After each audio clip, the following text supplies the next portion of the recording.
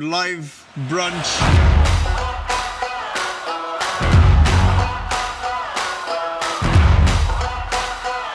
We are live. Welcome to another episode of Live Brunch. Live Brunch. Live Brunch.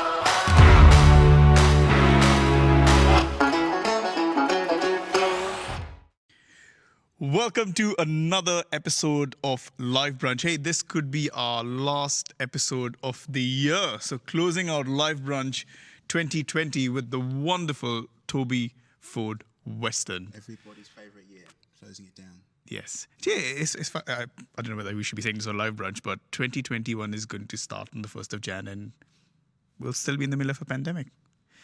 What is this misplaced hope in the start of a new year? Okay. Welcome to Scrooge's Live Brunch with Yohaan. It's also the last Live Brunch before Christmas. Oh, man. And the eagle eye amongst you may have noticed that our turkey has gone wokies or flies. But sorry, Tobes, there's no turkey with us this week. Do you have any special plans for Christmas?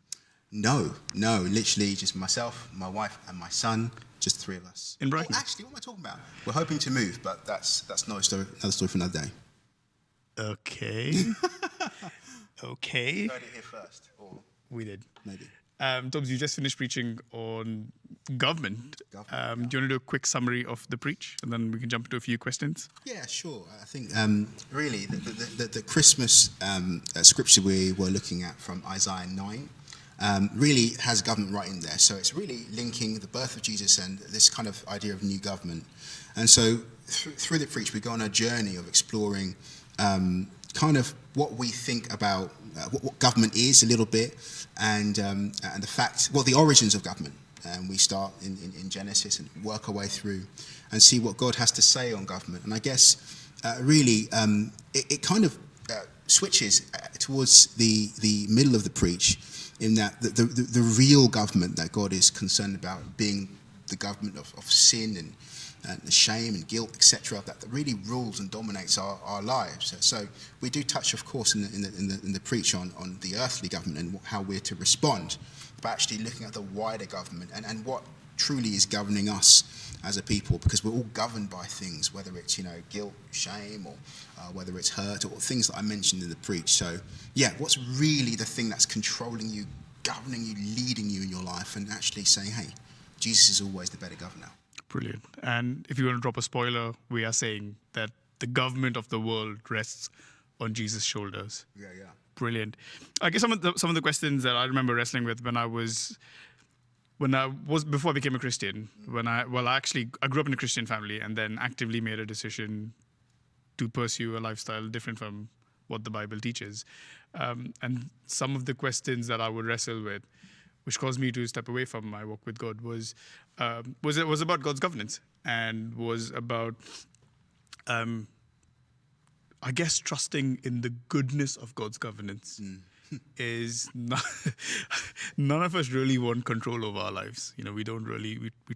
As teenagers, we can't wait to leave our parents' home and get into real life. So we think that now we are our own authority. So the concept of having, I guess, government that you can't escape, God, is a scary one. Is why must I subject my life to God? And the perception that we can have of God is 10 commandments. You want me to follow these 10 rules, and if I follow these 10 rules, then I'm okay, or then I'm right with you, or then things are good. What if I don't want to follow those 10 rules? And these 10 rules make you sound really strict. Yeah. But that's not where the Bible starts. No.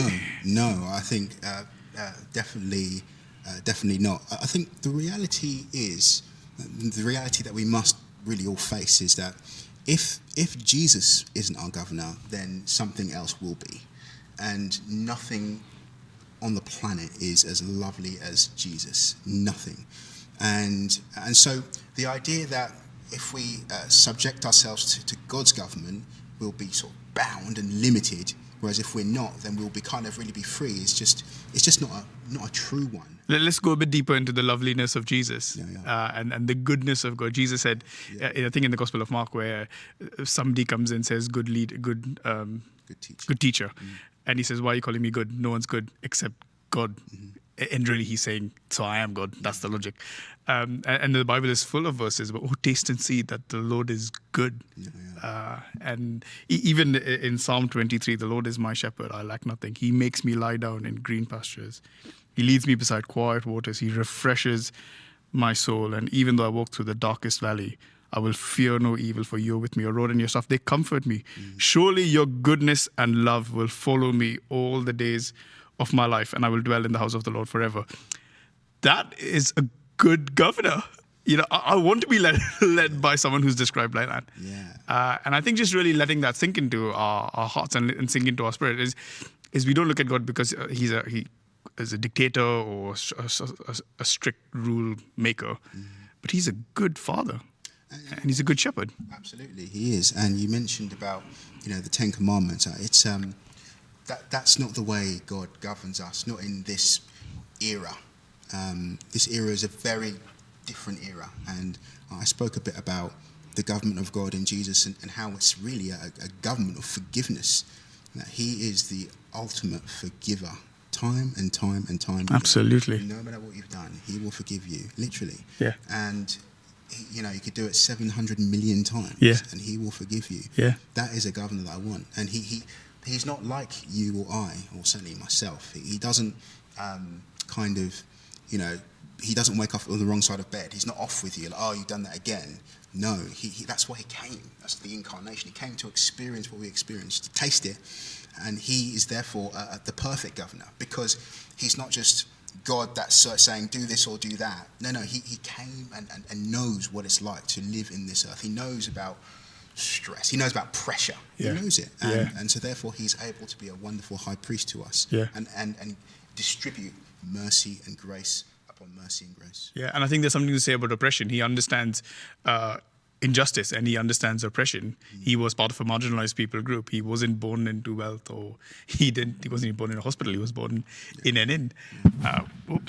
And I think there is we're talking about somebody who governs the world, who understands what poverty is, who understands it. And even the scene where, we're talking about His birth now, not His death, but the injustice that He experienced, abandoned by His own people saying crucify Him, turning their backs on Him in a way where in the moment we tend to oscillate around our people and protect our people and want to stand up for the rights of our people. And His own people handed Him up to be killed. And what did He say?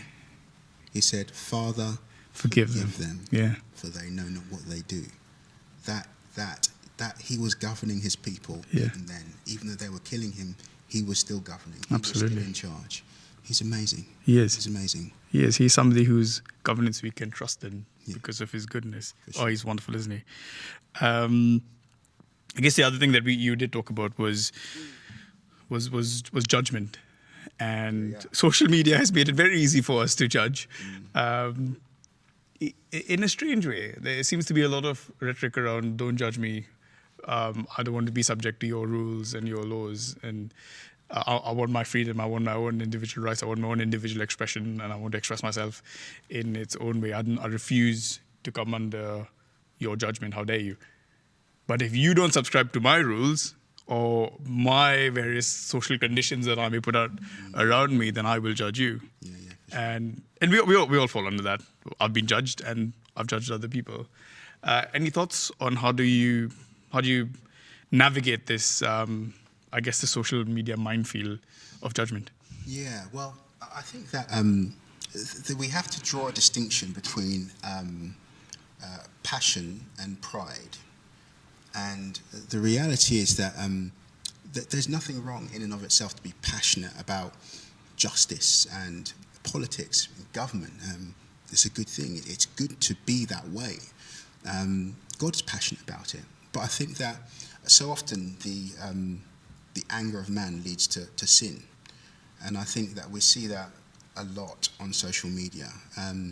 I think that we can fall into the trap if we're not careful of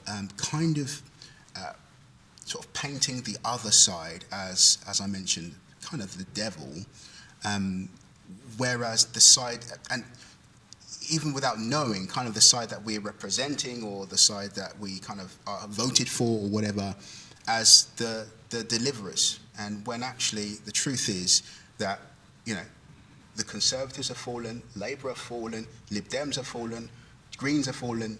We're all fallen. There's no one perfect government. Even if I was to start my own political party, it'd be fallen. And so ultimately pointing to the greater governor, the true governor, Jesus, I think that for me, that's where social media would be at its best. And not always kind of just having an agenda to get to Jesus, but I think certainly not being unkind, ungracious, which so much of it is. It's basically whoever, and we've all seen those posts where kind of someone comments and then it's kind of like the way they're speaking to fellow brothers or sisters or non-brothers or sisters. It's just, for me, it's not good. And so be passionate. Hey, put a point across and explain. Those things are good, but I think we just need to be really careful with how we're using it. The world is watching, so is he. The other thing that comes to mind is I'm watching Succession at the moment. It's an HBO show, I think, and it's on Sky. And it's brilliant. It talks about this media conglomerate and the succession plan between the man who owns the company and his son. I'm still in season 1, so I don't know how the story ends. But you see the importance of good governance and often decisions that the father has made, which the son doesn't understand and tries to undo, kind of unravels as the show goes along. And what on the immediate may seem like a really bad decision by the father, and like, well, the obvious solution is to fix it by doing a whole bunch of by doing these things. Actually, when he starts pursuing those decisions, realizes, oh man, I've really messed up, and what my father did was right. It's a fantastic show. We really enjoyed Succession. But I guess what happens when you don't understand some of the decrees or the statutes of the Bible, some things that you might want to challenge and say, well, if God is in charge and if it's under his rule that we are subject to, and I disagree with some of the things that's in the Bible, how do you navigate that? Yeah, sure. Well, if we are talking about the wisdom of God in the Bible, it says in Proverbs that the beginning of wisdom is the fear of God, the fear of the Lord. And when I say fear, I don't mean the unhelpful fear that is like horrible, but this reverent awe for God. And it's kind of from that posture and that position that you can start to really see the beauty and the majesty in what God is doing. So I don't suppose that a person can come to the Bible and see some of the decrees of God and think, well, that's fine. I think it takes a posture of actually, no, he is God and I'm his creation. I sit under him and I want to learn about him. And what I love about God is he calls us to use our minds. It says, love the Lord your God with all your mind. Brilliant. And actually, he wants us to wrestle with him. But you know what? Like, literally in Genesis, you see Jacob wrestling with the angel of the Lord. You're allowed to wrestle with him. You're allowed to say, hey, Lord, but what about this? And I think that there's something about that he likes, because he can see that if you're wrestling to understand, I think he has a lot of time for that. And I think I'd encourage anyone to do that. I think that if you didn't kind of see things in the Bible that you're like, what? Then there's probably something wrong with you, to be honest. And that's fine. And I just, there are such excellent resources out there today. Absolutely. So many wise people that we're around, and of course online. So, what would you recommend? Where would you point people to if they have any questions? Yeah, I mean, oh gosh, there are so many places.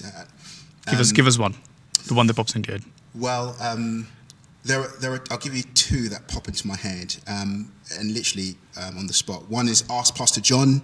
There's a pastor in America called John Piper, pastor theologian, one of my heroes personally, and he's got, I think it's like 1,500 questions answered about Christianity. I think that's just so good, so helpful, and they're all short and bite-sized. You can get the app on Android, Apple, etc. Another one that helped me in the very beginning when I first became a Christian was a website called gotquestions.org. It's probably fairly well known. it's got thousands and thousands of articles and carefully thought through articles, in my opinion, that you do well to read through, and they really helped me when I was first coming to Christ. I think it's also worth saying that maybe you don't have questions or you aren't wrestling with certain issues because you're convinced about them, but being in a position to have an answer to the questions that people might pose you. So I know Amy and I are talking through some issues at the moment, which how do we communicate this in a way which doesn't push our friends away from the gospel and push our friends away from church because they go, well, I can't agree with this. How do we respond? And there are a lot of resources out there. We're reading a book by Rebecca McLaughlin called Confronting Christianity. I think there's 12 questions, superb stuff. There are men and women out there who are actually wrestling with how do we communicate some of the tougher topics, culturally tougher topics in the Bible, and communicate in a way which wins people over and draws them into church. Because really, we're not here to just make a stand on certain issues. We want to talk, we want to confront and bring truth in, but ultimately, we want to help people find their way back to God and point people to Jesus. So, if you're feeling like I can't come to grips with this topic or with this issue of which we believe God's said, and it's stopping me from engaging with friends who hold a different worldview, like do some research and study and read. There are some really good and clever people out there who are putting the effort into communicating truth in a way which is understandable and done in a gentle way. Tobes, thank you so much for joining us. Sorry, the other thing to mention is small groups. Small groups will restart again in January. Another fantastic opportunity and place to work out some of these questions. We're all on a journey. We all have questions. Maybe we won't have all the answers immediately, but it's always worth talking out your questions with your small group. Tobes, thank you so much for joining us. My pleasure. Have a Merry Christmas, mate. Thank and you. looking forward to hearing some of your cracker stories in the new year, and your house move goes well. Yeah, for sure. Thanks so much for joining us, Cheers, and guys. we will see you in 2021. Merry Christmas.